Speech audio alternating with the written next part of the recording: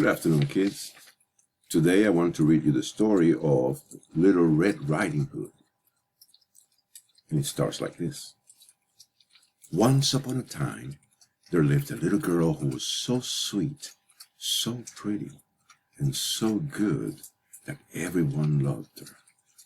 Her old grandmother, who was very fond of her, made her a little red cloak and hood, which fit her so well, everyone called her Little Red Riding Hood. One day, Little Red Riding Hood's mother told her to take a basket with some butter, eggs, and fresh baked cake to her grandmother, who was ill. The little girl, who was always willing and always obliging, ran at once to fetch her coat and, taking her basket, set out on her journey.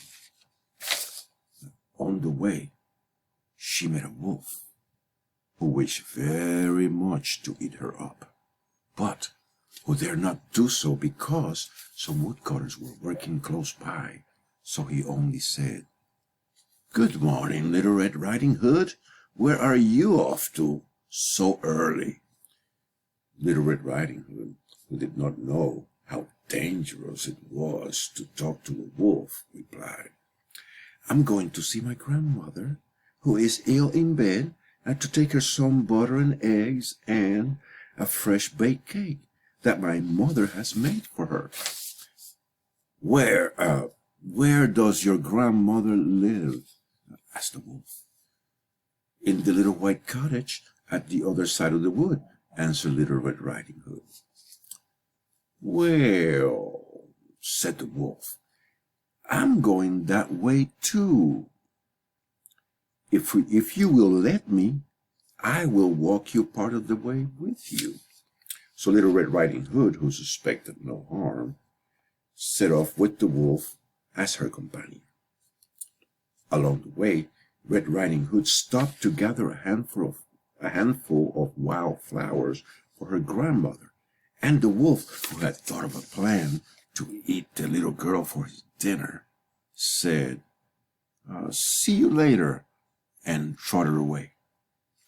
As soon as the wolf was out of sight, he began to run as fast as he could. In a short time, he reached the grandmother's cottage and knocked on the door.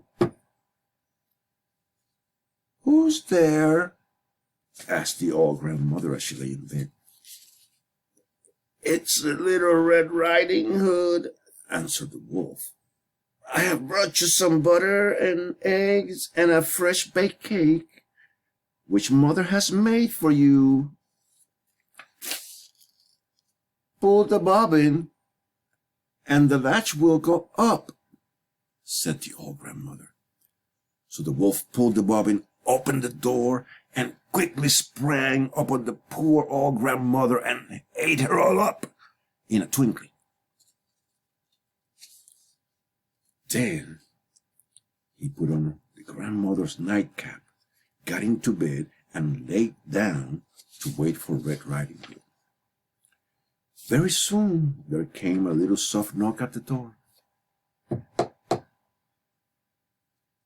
"Who is there?" called out the wolf. "It's Little Red Riding Hood, grandmother dear. I have brought you some butter, eggs, and a freshly baked cake that mother has made for you." Then the wolf called out, disguising his voice as much as he could, "Pull the bobbin and the latch will go up." So Little Red Riding Hood pulled the bobbin, and she went inside. "Good morning, dear grandmother," she said. "How are you feeling today?" "Very bad indeed, my dear," answered the wolf, trying to hide under the bed sheets. "How strange and hoarse your voice sounds, grandmother," said the little girl. "I have got a bad cold, my dear," said the wicked wolf. "Grandmother, what very bright eyes you have," went on Little Red Riding Hood, surprised to see how strange her grandmother looked in her night clothes. "The better to see you with, my dear." But grandmother, what very big ears you have. The better to hear you with, my dear, said the wolf. But grandmother, what great big teeth you have. The better to eat you with, roared the wolf, suddenly jumping out of bed. He grabbed the little girl, and was just about to eat her up, except there was a great noise outside. And the doors burst right open, and in rushed the woodcutters who had seen the wolf talking to the little girl in the wood and had come to find out what trickery he was up to that day. The woodcutters killed the wicked wolf quite bad, and so Little Red Riding Hood was saved and ran home as fast as she could so she could tell her mother all about her terrible adventure. How did you like that story, kids? Well, I hope you did, and we'll see you again next Thursday. Thank you. Okay, for this next week's informative speech, I'm feeling a little nervous because I haven't quite yet finished the outline.